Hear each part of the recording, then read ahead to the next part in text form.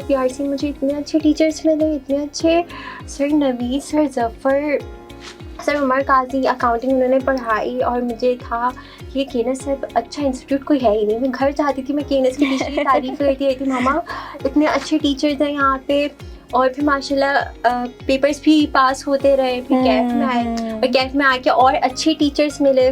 Sir Umar Qazi, sir Munir brilliant, gem, sir Saule, इतने अच्छे teachers मिले, सर हसान। तो ऐसे जैसे सर हसान की बात कर लेते हैं। सर हसान अगर टीचर ना होते सो वो क्या होता है? Motivational speaker. अच्छा, अगर सर मुनीर टीचर ना होते तो वो क्या होता है? मौलवी। और मैं तो इतनी मिस करती हूँ सर की क्लासेस। सर की क्लास में जो मज़ा आता था, सर जो क्वेश्चंस उसी वक्त सॉल्व कराते थे। सर की क्लासेस पे आप रिलायंस कर सकते थे, सर क्लास में ही इतना प्रैक्टिस करवा देते हैं तो आप इजीली पास कर सकते हो। सर सवाले का बताएं। सर सवाले अगर टीचर ना होते तो वो क्या होते? सर एक्टर होते और मेन लीड एक्टर होता है। Okay. Sir Umar Qazi. Sir Umar काजी थेरेपिस्ट। सर क्या बातें सुनते हैं हमारी, हम सारे दुख दर्द सर को बता सकते हैं। सर जेम है। और सर साजिद क्या भी हो रहा है। सर फिल्म स्टार भी हो सकते थे क्योंकि वो जो होता है बहुत अमीर। Assalamu alaikum everyone, welcome back to the another episode of CAF Diaries, and today's guest is very sweet and very humble nature, and her name is Marwa Shafi. She has completed her 5 CAF exams and she is currently enrolled in the qualifying attempt of her CAF level. So a very warm welcome to Marwa. Assalamu alaikum Marwa, how are you? वालेकुम अस्सलाम, मैं ठीक हूँ, आप कैसी हैं? मैं भी अल्हम्दुलिल्लाह ठीक. So Marwa, how are you feeling while sitting here? Because you have achieved something, na? That's why you are sitting here. So how are you feeling right now? I'm feeling excited और little nervous, पर अब मैं इतनी नहीं, क्योंकि आप सामने, आप इतनी स्वीट हैं, आप इतनी अच्छी बातें करती हैं। तो Okay, that's so sweet of you. Okay, Marwa, so every student have a journey behind their CA. So what was yours? कि आप CA में कैसे आई हैं? आपका बैकग्राउंड क्या था? फिर आपने क्या सोचा कि आपको CA चूज करना पड़ा? So let's share your story. I studied at Bahria and then went to government college और वहीं से मेरा ट्रॉमा जनरेट हुआ, ट्रॉमा अराइज हुआ कि मैंने डिसाइड कर लिया मुझे गवर्नमेंट यूनिवर्सिटी में एडमिशन नहीं लेना। Okay, why? क्योंकि after second year exams, annual exams हुए थे, उसके बाद प्रैक्टिकल था, उसके लिए मैं एक्साइटेड थी कि हाँ प्रैक्टिकल है अब तो फिर एग्ज़ाम्स ख़त्म।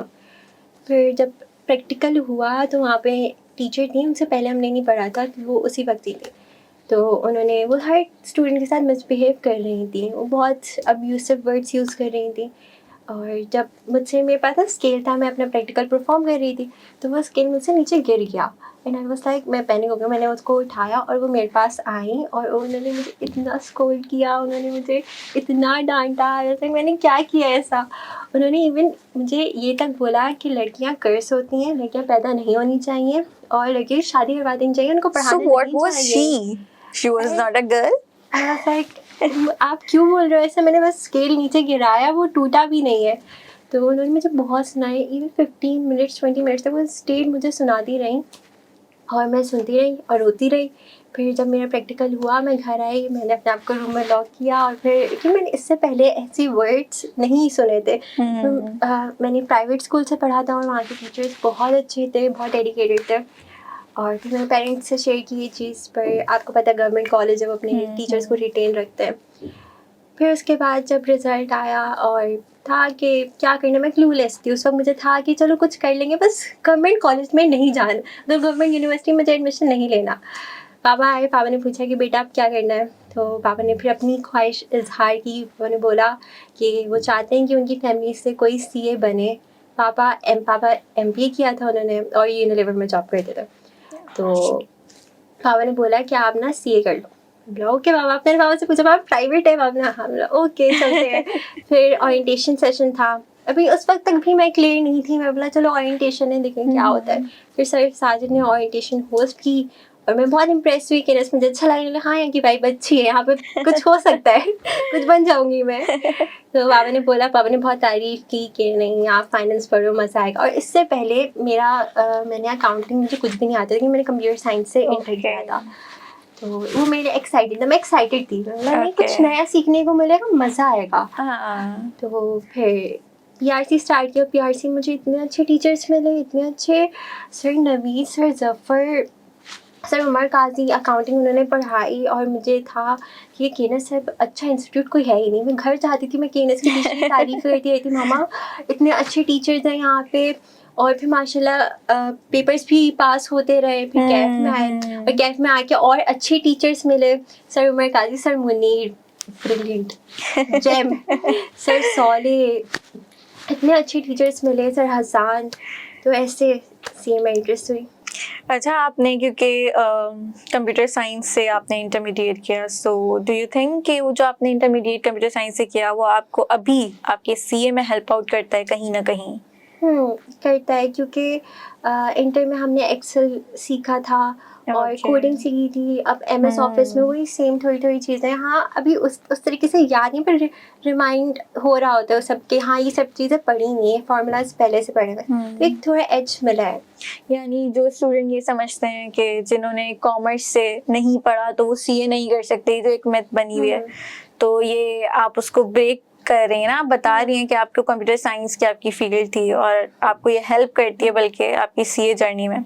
सो दैट्स वेरी नाइस।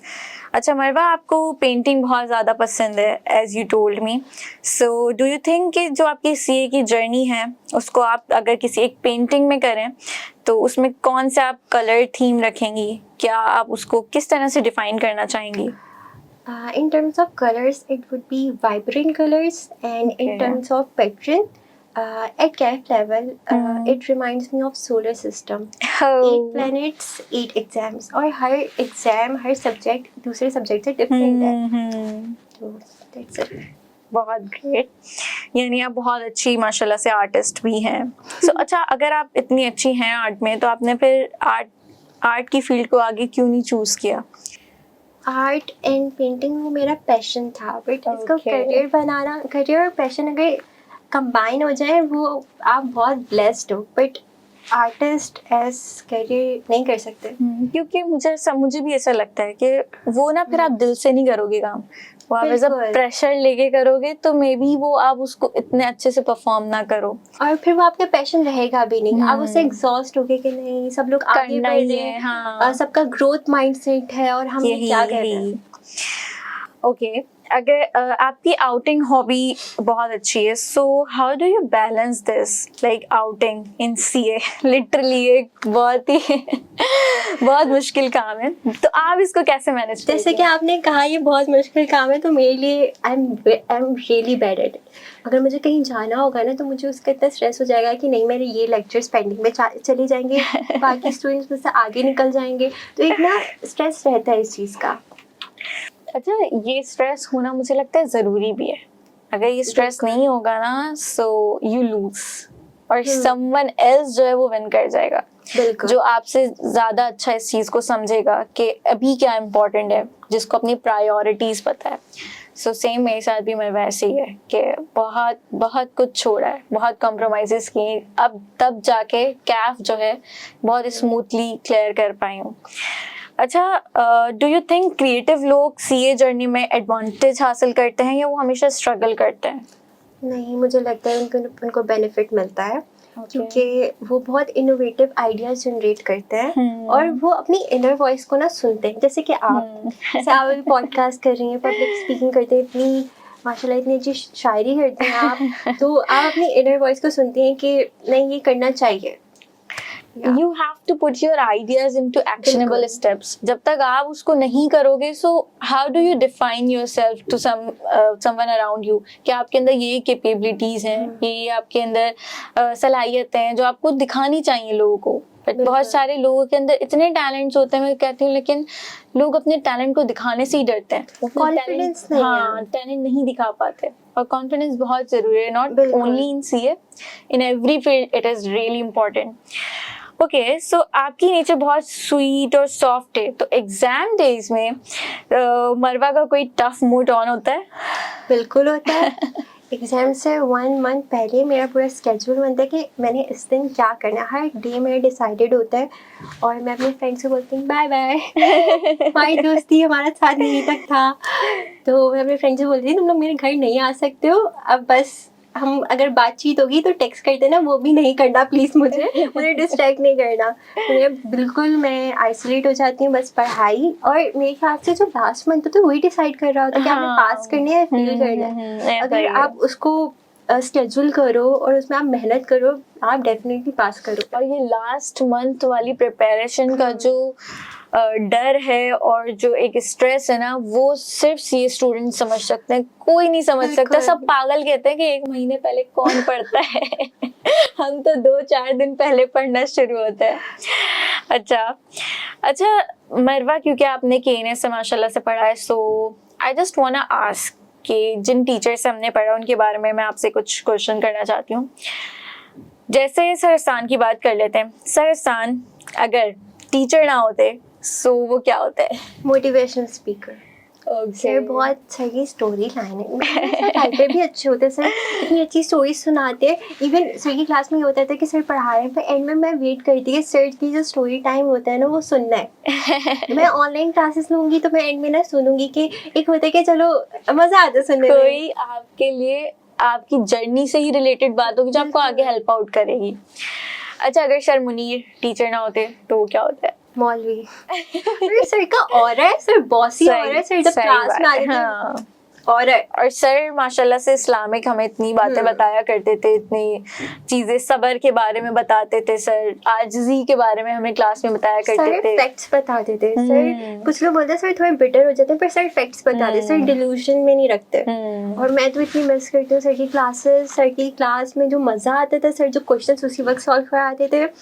सर की क्लासेस पे आप रिलायंस कर सकते थे, सर क्लास में ही इतना प्रैक्टिस करवा देते हैं कि वो आप इजीली पास कर सकते हो। अच्छा, टेक्स्ट मरवा को लगता है बहुत पसंद है, तो अगर आपको आगे आर्टिकलशिप में टेक्स्ट में मिला तो आप इजीली कर लोगी। वरना बच्चे इस चीज में बोलते नहीं हमें तो ऑडिट में ही जाना है। अच्छा, एक चीज मैं आपसे फिर इस आगे कंटिन्यू करते हैं। सर सवाले का बताएं। सर सवाले अगर टीचर ना होते तो वो क्या होते? सर एक्टर होते और मेन लीड एक्टर होता है। ओके, यस, हमारी सर की जगह सर को लेना चाहिए। सही। और सर उमर काजी? सर उमर काजी थेरेपिस्ट। सर क्या बातें सुनते हैं हमारी, हम सारे दुख दर्द सर को बता सकते हैं। सर जेम है। और सर साजिद? गैंगस्टर। क्या भी हो रहा है। सर फिल्म स्टार भी हो सकते थे, क्योंकि वो जो होता है बहुत अमीर।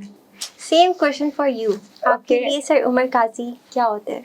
सर उमर काजी मेरे लिए भी as a psychologist, as a therapist. And sir Hasan? Sir Hasan मुझे लगता है कि बहुत अच्छी शायरी कर सकते हैं, तो वो बहुत अच्छे शायर हो सकते थे। And sir Sole? सर सोले मुझे लगता है कि वो स्टैंड अप कॉमेडी बहुत अच्छी कर सकते थे। सर के जोक्स बहुत आउटस्टैंडिंग होते हैं। सर की क्लास इतनी एंटरटेनिंग होती है, सर की क्लास में मजा आता है, समझ नहीं आता कि हम पढ़ाई कर रहे हैं या आपको, मतलब वो लॉ को बहुत एंटरटेन करके पढ़ाते हैं, जबकि लॉ इटसेल्फ बहुत बोरिंग सब्जेक्ट है। और सर इतनी एफर्ट्स डालते हैं, सर इतने डेडिकेटेड है। इवन अभी आने से पहले मेरी ना सर से बात हुई थी और मैं सर को बोला सर आप जेम में, आप बहुत अच्छे सर, आप बहुत अच्छे। मेरा बिजनेस लॉ का पेपर 45 मिनट्स पहले हो गया था and I was sitting like this. क्या किया ये मैंने? कुछ किया है मैंने, उसे 3 दफ़ा रीड किया और वो था मैं उसमें ऐड ऑन कर रही हूँ चीज़ें। पर मेरे साथ भी ऐसा ही हुआ था बिजनेस लॉ का, मेरा भी पेपर बहुत जल्दी। मैंने बोला सर सामने मिल गए ना सर बहुत अच्छे। मैंने बहुत अच्छी प्रिपरेशन करवाई। सही बात है। Okay, so let's move to the other questions. See कि किस सब्जेक्ट को देखकर आपका ब्रेन ऑटोमेटिकली आर्टिस्ट मोड में चले जाता है? सीएमए बहुत टफ टाइम दिया है। Why? सीएमए में आपका सिलेबस बहुत ज़्यादा है। सीएमए इजी है, मुश्किल नहीं है, आपको टाइम चाहिए उसकी प्रैक्टिस के लिए। और जब एग्ज़ाम से पहले आई वाज लाइक हाँ सीएमए में आराम से पास कर सकती हूँ, मुझसे क्वेश्चन भी सॉल्व हो रहे थे, सब कुछ हो रहा था। बट जब मैं पेपर अटैम्प्ट किया वो प्रेशर ही अलग होता है उसमें वो आप पढ़ रहे होते हो, लिंक नहीं कर पाते हो। पर हाँ मुझसे सॉल्व हो रहे थे, मेरा 94% पेपर हो गया। उसके बाद मुझे याद आया कि मैंने तो पार्ट्स मेंशन ही नहीं किए और वो 15 मिनट रहते हैं, मैं मेरा एक पार्ट रहता था 6 मार्क्स का और मैं पैनिक, मैंने पता नहीं, मैं देख रही कि मैंने क्या किया है, मैंने क्वेश्चंस मेंशन किए, मैंने पार्ट्स, और एक क्वेश्चन का शायद मैंने पार्ट आगे पीछे कर दिया, ए को बी बना दिया और बी को ए कर दिया, और मैं इसी टेंशन में थी, और वो आके उन्होंने पेपर मेरा ले गया और 6 मार्क्स का जो क्वेश्चन था वो मुझे आता था पर वो मैं नहीं कर पाई। तो उसके बाद वो सबको ही मुश्किल लग रहा था वो पेपर। फिर उसके बाद मैं बहुत स्ट्रेस आउट थी, मामा मुझे कह रही कि ना कोई नहीं तुमने अच्छा ही किया, वो चेक कर लेंगे, बोला हाँ बस दुआ करें आप, और अल्हम्दुलिल्लाह पास रिजल्ट है, सी में पास हो गया। ओह वाह, बहुत खुशी हुई। अच्छा, FAR 2 में मेरे साथ ऐसे हुआ था कि मैंने नंबरिंग ना, जो हम अपनी डिसाइड करते हैं सीक्वेंस के, हमें इस सीक्वेंस में क्वेश्चंस को अटेम्प्ट करना है, तो वो मैंने ना क्वेश्चन पेपर के ऊपर ही मार्क कर लिए 1 2 3। मैंने, बंदा इतना स्ट्रेस में पेपर दे रहा होता है कि उसको ये ध्यान ही नहीं जाता कि वो कौन सी नंबरिंग लिख रहा है ना आंसर शीट में। सो मैंने गलती से जो मेरी सीक्वेंस नंबरिंग थी वो मैंने आंसर शीट में ली थी, and that was a blunder. अच्छा, एक बार तो मेरी नजरों के सामने वो चीज आ गई, मुझे पता चल गया हाँ यहाँ पे कुछ है, मैंने ठीक कर दिया।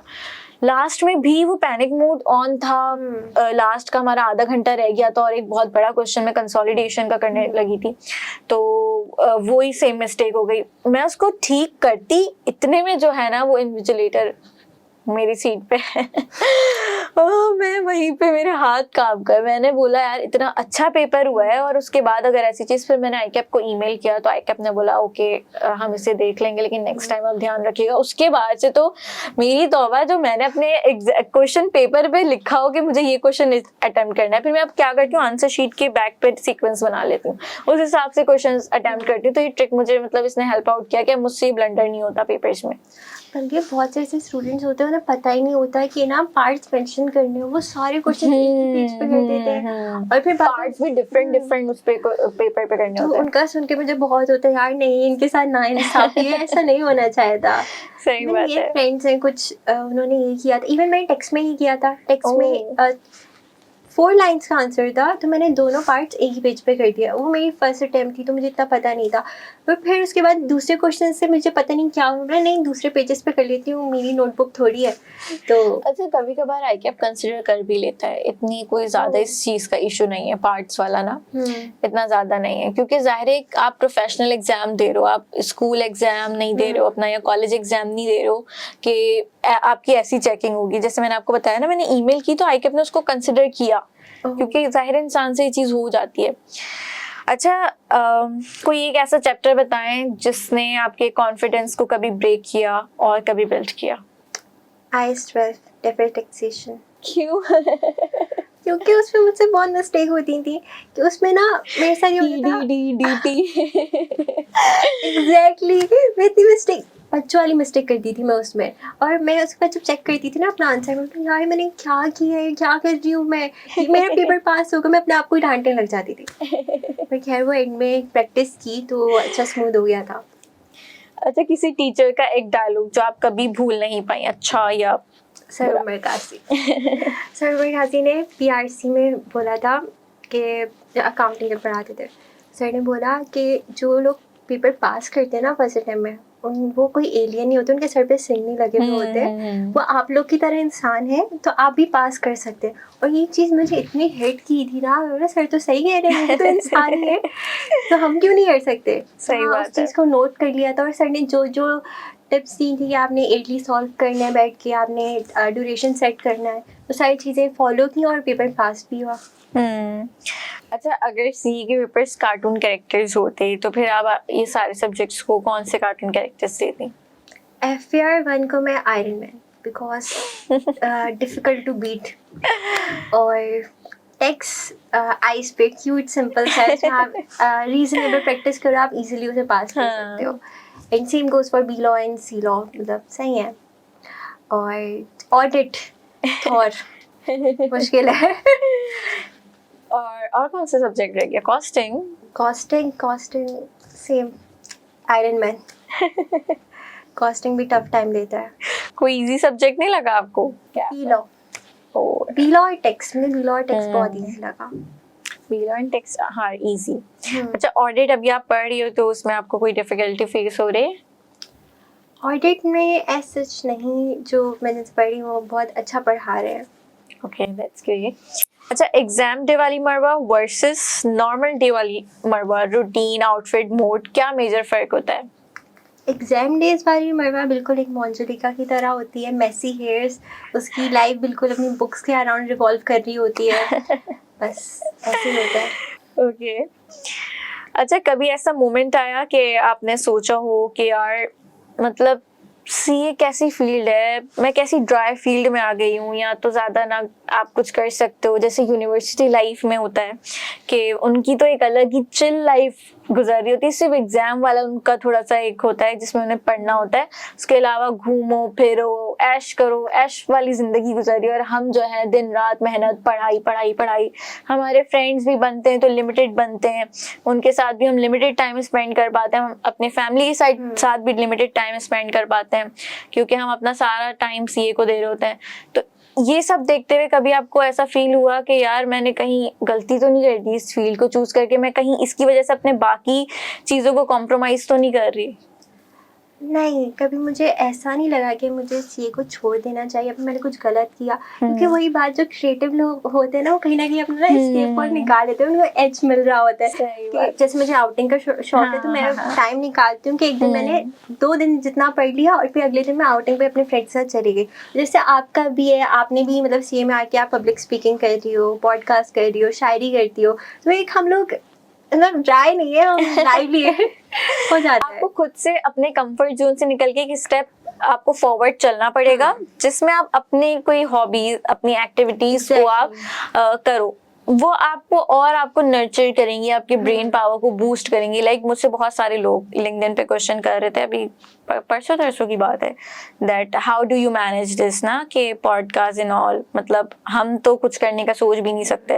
मैंने बोला ये मेरे लिए एक ऐसी चीज है जो मेरे ब्रेन पावर को बूस्ट करेगी। अगर मैं पब्लिक स्पीकिंग ना करूँ ना, सो मैं डेड हो जाती हूँ, मेरी जो सोल है ना वो डेड हो जाएगी। ये आपके लिए एनर्जी ड्रिंक है और इसकी वजह से मैं ज़्यादा अच्छे से परफॉर्म कर पाती हूँ इन my exams.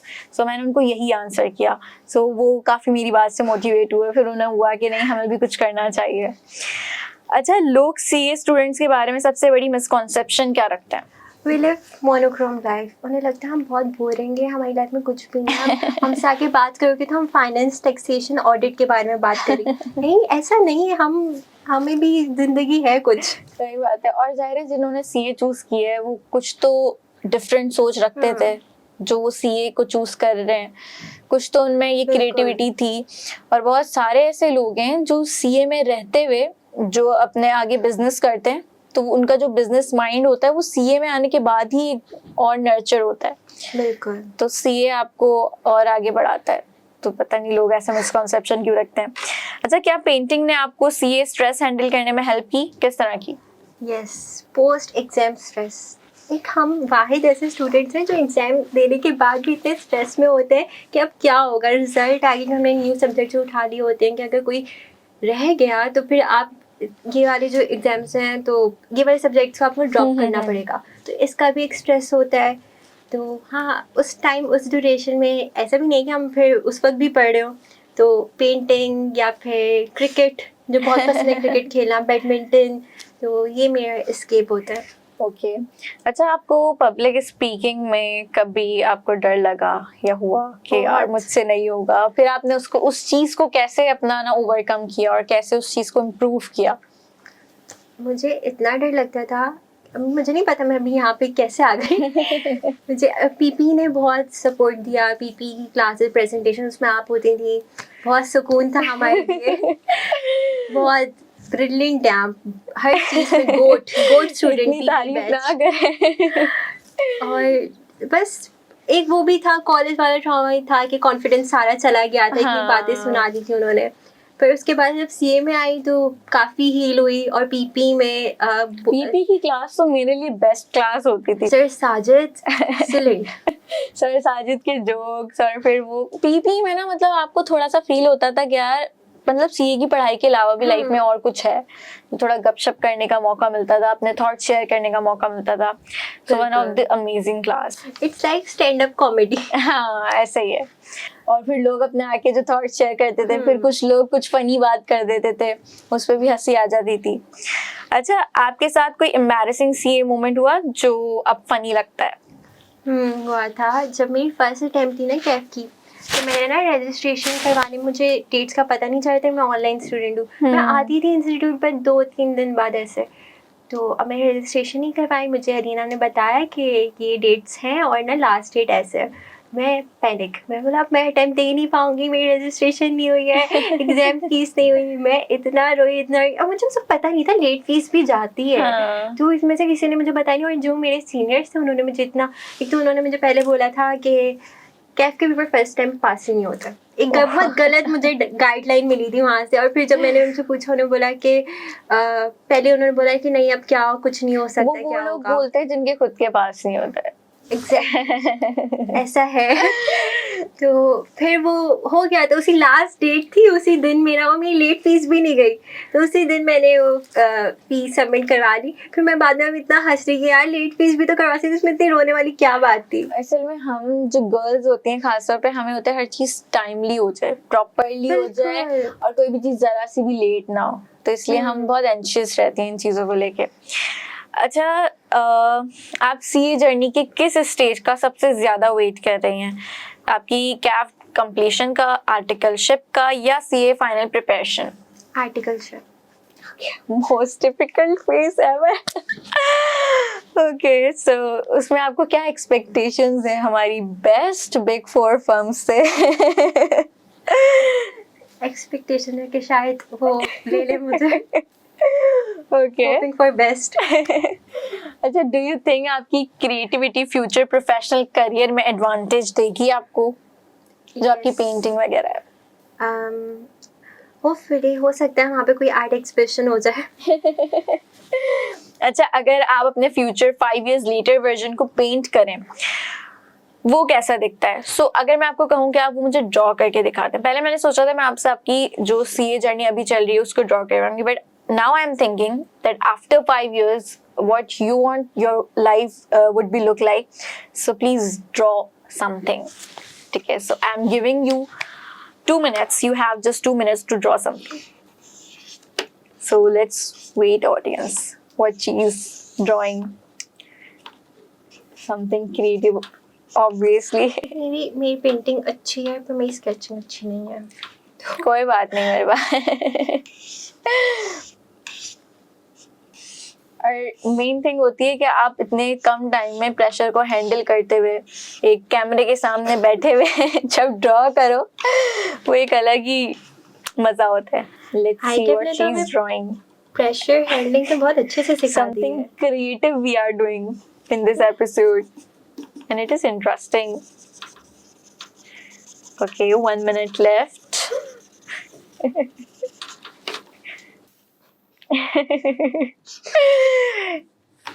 It's looking nice. इतने कम टाइम में आपने बनाया. That's great. Time's up. Okay, so show this to our audience first and explain what you have drawn. मेरी पेंटिंग अच्छी है, sketching नहीं. भरोसा है क्या आप? So क्या इसको आप मुझे एक्सप्लेन करें कि आपने क्या ड्रॉ किया है? इसको आप ऊपर दिखा के करें ताकि हमारी ऑडियंस को भी नजर आए. I am ready. ओके. मेरा इंशाल्लाह मेरा है कि मैं अपना क्लोथिंग ब्रांड इंशाल्लाह. Very good idea. Hopefully after 5 years. Okay. Own car जरूरी है, फ्लेक्स करना है थोड़ा सा. The name of car? BMW. मेरे दिमाग में यही आइडिया. ओके, इंशाल्लाह your future would be bright. And same for you. अब आप भी ड्रॉ करें. मैं भी ड्रॉ करूं? यस. फॉर 5 years वाला फेस या for current situation? Current situation. Current situation तो मेरी बहुत खराब है. बल्कि नहीं, 5 years वाला face. After 5 years. But I want to draw the current phase now because current phase is very interesting and everyone would be like it. So सबसे पहले ये. This is and I'm standing here.